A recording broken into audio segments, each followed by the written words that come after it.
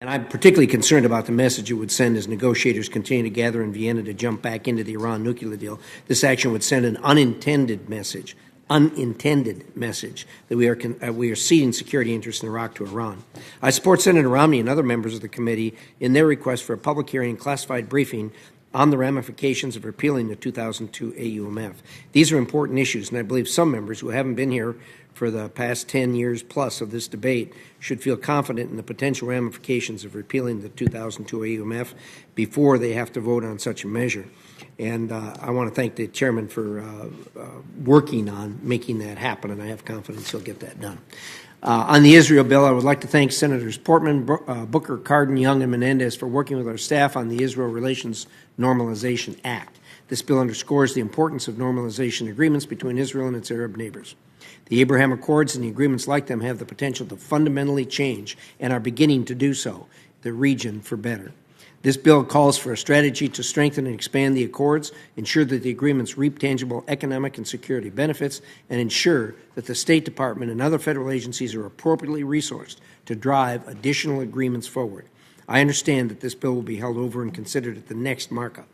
On the Uyghur forced labor bill, I was pleased to see Senate Bill 65 on the agenda today. I'm proud to be an original co-sponsor of this bill, and I would like to commend Senators Rubio and Merkley for their efforts in promoting this legislation, which, if enacted, would have a meaningful impact on combating the use of forced labor in Xinjiang and throughout China. I also understand that this bill has been held over and will be considered at the next markup. As far as Senator Cardin's anti-corruption bills, I'd also like to recognize him for his leadership and join the chairman in that regard in highlighting the problems of the global corruption and putting forth proposals to address these issues. The Global Magnitsky Act is a vital tool to combat corruption and human rights abuses around the world. I'm eager to reauthorize it through Senate Bill 93. We have seen certain countries use corruption as a geopolitical weapon, and the provisions of Senate Bill of Senate 14, the Combating Global Corruption Act, if enacted, will hopefully help our government expose and counter such efforts. I'm also happy that we're able to take up the two resolutions on U.S. citizens and former Marines Paul Whelan and Trevor Reed, both of whom have been arrested, falsely convicted, and imprisoned by the Russian government. Russia must cease holding our citizens as political hostage, which is exactly what this is. Finally, the resolution calling on all parties in Georgia to sign and fulfill the agreement made on April 19th is an excellent effort by Senators Johnson and Shaheen that I'm proud to co-sponsor. All political parties in Georgia must put their disagreements in the past and fulfill their obligations under the agreement. This is the only path to improving Georgia's democratic institutions. I don't see Senator Shaheen here. She and I were there in 2012 when they had their initial elections. I think both of us have been happy with those elections to start with and have had disappointments along the way. We continue to meet with the various political parties. In my judgment, they over-rely on the United States to move things forward. And every time I meet with them, my message is, you, Georgians, need to figure this out and move this forward. And I'll continue with that message. With that, I yield back. Thank you, Mr. Chairman. Thank you for your comments. Given that a vote has just started, I intend to first turn to take up a number of those items, those without amendments in block. Then I'll turn to S93. I realize that many of you want to discuss some of the items that were held over, and I support that discussion, but I would ask you to hold off until after we've taken the committee vote, since we have the appropriate quorum at this time. With that, without objection, we'll now consider 7 bills and resolutions on the agenda in block as amended by the following noticed amendments, as well as a Foreign Service Officer promotion list. S-1041 is amended by the Manager's Amendment. S-2000 in the nature of a substitute. S-14 is amended by the Manager's Amendment. S-Res 67. S-Res 165 is amended by the Manager's Preamble. S-Res 107. S-Res 176 as amended by Johnson's First-Degree Amendment number 1, Johnson First-Degree Amendment number 2, and the Manager's Resolving Clause Amendment, and FSO less USAID PIN 479. Is there a motion to approve these items in block as amended by the noticed amendments I just referenced? It's been so moved. Is there a second? A second? Yes. No amendments were filed on these bills, and so No. We have not, no, S93 is not in the en bloc group, yes. So again, a motion has been made and seconded. All those in favor will say aye. Aye. All those opposed will say nay. The ayes have it, and those bills and resolutions, as well as the Foreign Service lists, are approved and sent to the Senate with a favorable recommendation. Mr. Chairman? Senator Markey. Yeah, Mr. Chairman, on one of those bills that we just passed. Could I ask you to withhold a moment, and then we will turn to a full conversation.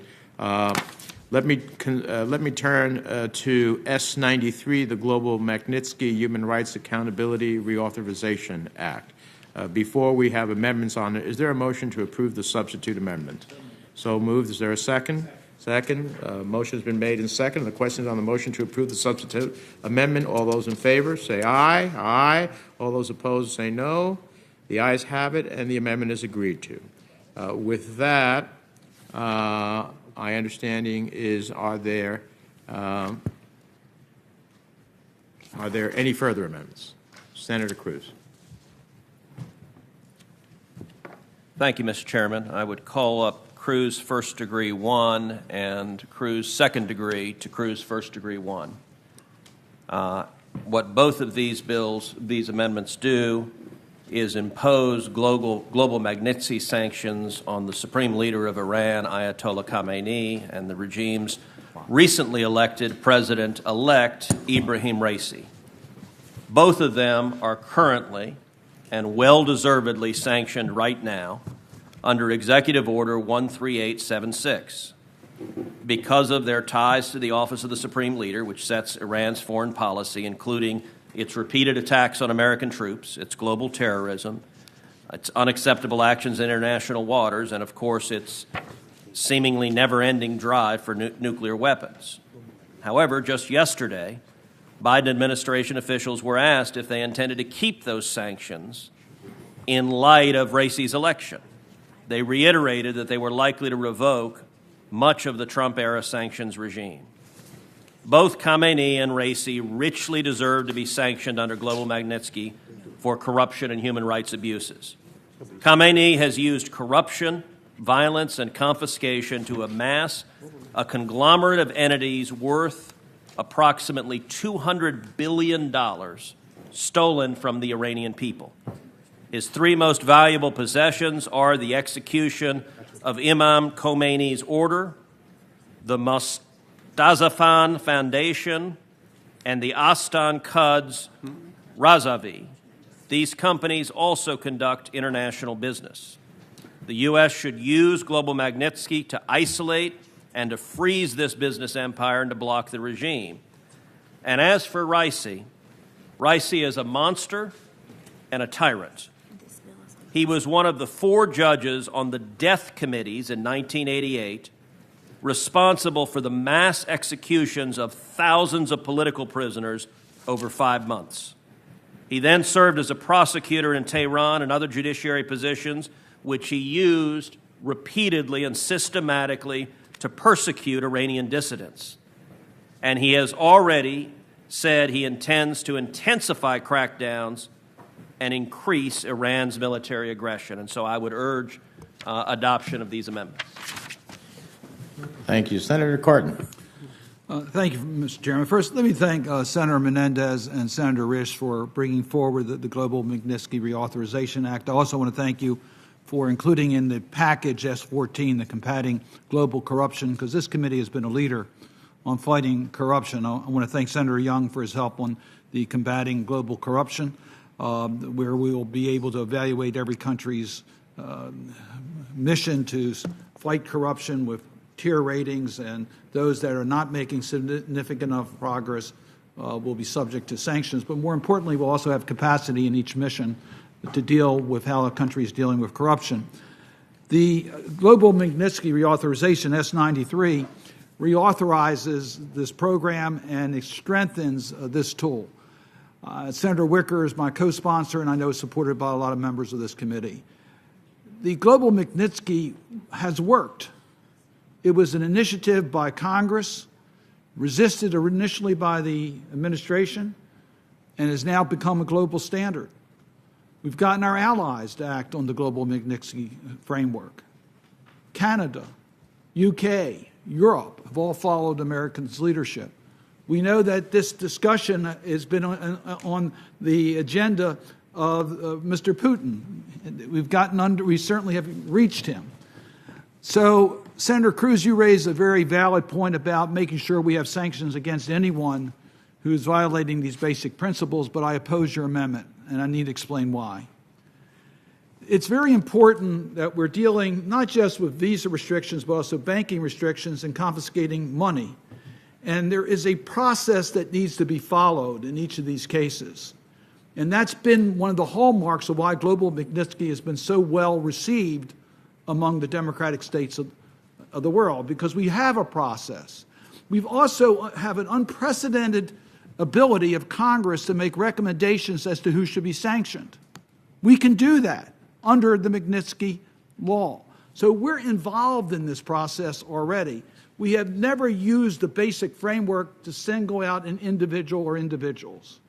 And I think that's inconsistent with what we're trying to do with global Magnitsky, is to have a framework where we can consider individuals for sanctions. Congress plays a role, administration plays a role, there is a process, and we can hold accountability.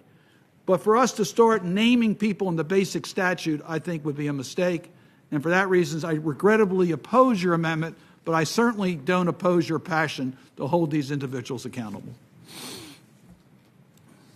Anyone else wishing to be recognized? Senator Markey. Yep. Thank you, Mr. Chairman, very much. Global Magnitsky is obviously a very important concept that we all agree upon. And it's become the standard by which we operate. And we saw in Senate 14 how we're going to be using it as a way of dealing with the Nord Stream project, bringing natural gas from Russia into Germany and use it as a way of sanctioning, individuals who are engaging in corruption. And that's an important thing to do, and I support it. But I just want to say here at this time that we should also take note of the fact that the United States imports 650,000 barrels of oil a day from Russia at $70 a barrel, tens of billions of dollars over the course of a year. So it's difficult to preach temperance from a bar stool. If we're going to be telling Germany that they should not be importing natural gas from Russia, then we should not be importing oil from Russia either. We just shouldn't be. And so to the extent to which those are corrupt individuals in Russia as part of this petro-oligarchy that exists there, we know it's the principal source of funding for their government, well, we're providing billions of dollars to Russia on a yearly basis, tens of billions. So I would say that I just want to say to my colleagues, I want to work with all of you in terms of backing out that 650,000, 700,000. We're at our highest level of imports from Russia in 10 years right now. It's getting higher and higher. So I'd love to work with my colleagues, ensuring that we back out all that oil, as we are asking Germany to do the same thing with natural gas. And again, the same people who are being sanctioned are being targeted under global Magnitsky in the natural gas sector will be pretty much the same people in the oil sector. And so I just would like to say that I think it's a great opportunity for us to work together because we know at the heart of it that so many of these regimes are just dependent upon the oil and gas revenue. And it gives us an opportunity to move in different directions domestically as well, that we break the addiction, but we also are sending a signal to the rest of the world that we're serious about it. We're not just going to preach, but we're also going to act. So I thank you, Mr. Chairman. I just wanted to take that opportunity to raise the issue as we're moving forward. I will be trying to take some action here, and I'd love to do it on a bipartisan basis. I think it's an important message to send to Russia. Thank you, Mr. Chairman. Thank you. I'll remember temperance from a bar stool. That's a keeper. So, sounds like John Kennedy. Senator Cruz. Mr. Chairman, briefly. Yes. I want to speak in favor of the amendments. First of all, I can't tell you how much I appreciate Senator Cardin's working on this and the good work it's done. I think we can actually strengthen this by doing what we're doing here. I have been deeply disappointed by administrations not doing what was intended by Magnitsky, and I think this pushes the envelope just a little bit further and actually strengthens what we're doing. And so I'm going to support this. I don't think in any way undercuts Magnitsky. Senator Cruz, and unless somebody else after that, I'll have a comment, and then we'll go to a vote. Senator Cruz.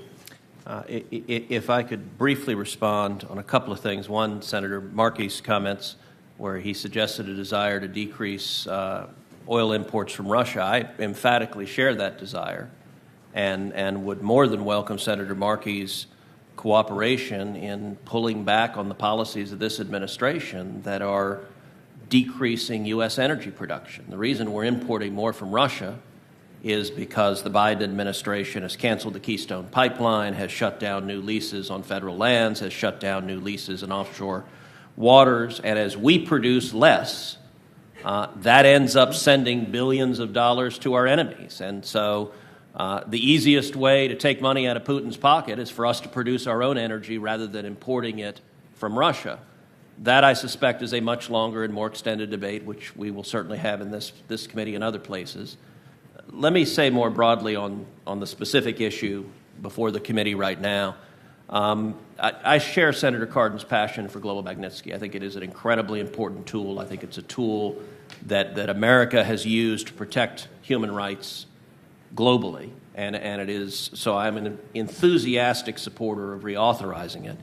I also think there's an acute need here because the Biden administration is foreshadowing their intention to lift sanctions on Khamenei and Raisi, two individuals currently sanctioned, two individuals whose human rights records are atrocious. They're not even a little bit bad, they're unspeakably bad.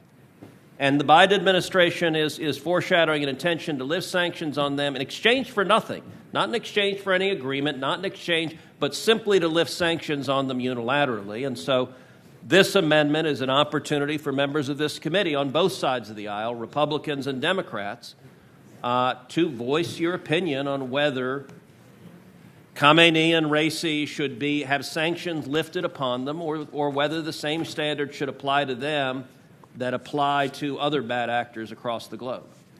Mr. Chairman, briefly. Senator Markey. Yeah, thank you, Mr. Chairman. I would just acknowledge for members that there is a vote that's ongoing. Yeah, thank you. So just for the record, the number that I'm using of 650,000 barrels a day imported from Russia is during the Trump administration. Those are the most recent numbers, just so you understand. And this is as he's meeting with Putin and simultaneously saying that we've reached energy independence in the United States. Clearly, we had not under the Trump administration.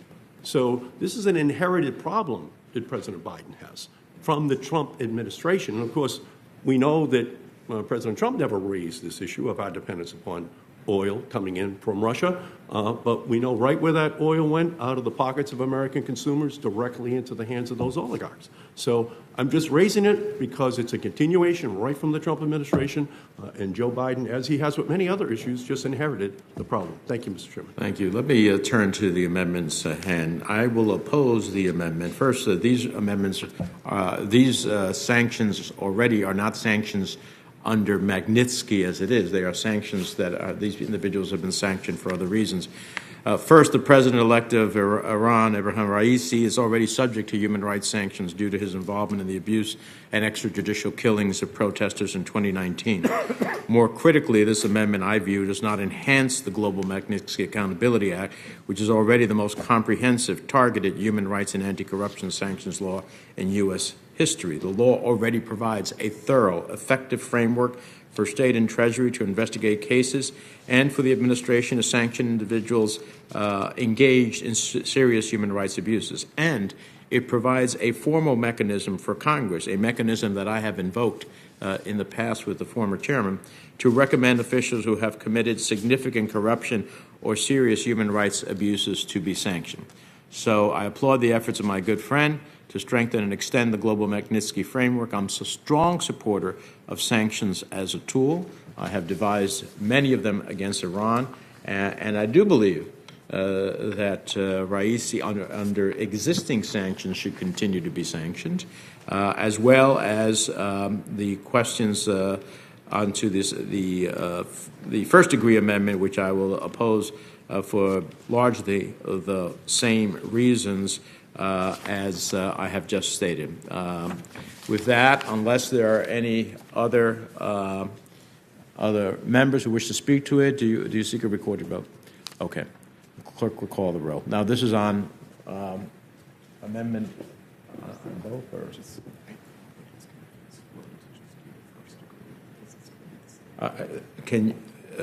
is the first degree amendment a sufficient roll call vote, or you're looking for a roll call vote on both of them?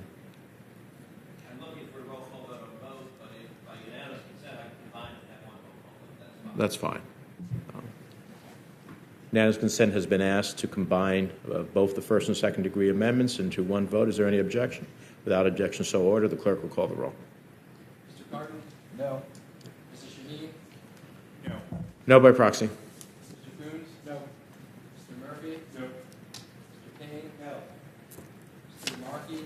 Nope. Mr. Merkley? No. Booker? No by proxy. No by proxy. Mr. Schatz? No by proxy. No by proxy. Mr. Farhan? No. Mr. Risch?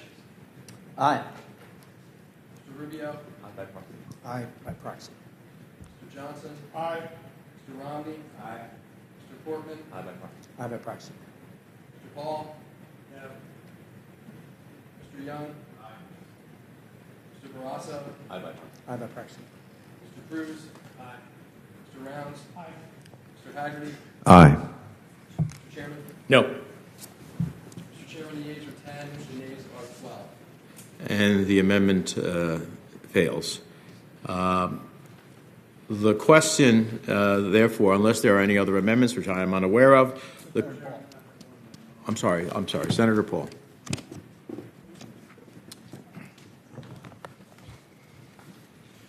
For over a decade, I've been talking about countries that have blasphemy laws that lead to the death penalty. I first advocated for Asia Bibi back in 2011. In Pakistan, they still are putting people to death for blasphemy. Shagufta Kausar and her husband Shafqat Emmanuel are Christians in Pakistan. They've been on death row for 7 years. My amendment would have the president to submit a report to our committee detailing countries that have the death penalty or life imprisonment for anti-apostasy laws, anti-blasphemy laws, or laws prohibiting marriage between individuals of different religions. If countries were found to be on this list, they would then be prohibited from getting foreign aid from us. And that's the extent of the bill. And I'd request a recorded vote if possible. Okay. Mr. Senator Chairman, Cardin? just speaking briefly in opposition to the amendment, I certainly share Senator Paul's concerns about this type of behavior and should have consequences. We're dealing with the Magnitsky sanctions here, which are individual sanctions against human rights violators. This is not a country-sanctioned regime. So I think you're putting into a bill an amendment that's really not germane to the structure of the global Magnitsky, and I would urge my colleagues to oppose.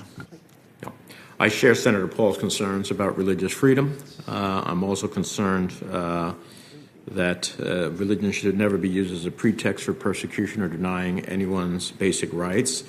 I think there are other venues for this, which I would look to work with the senator on, but in Magnitsky, as pointed out, about individuals, not country-specific. So I will oppose the amendment for that reason.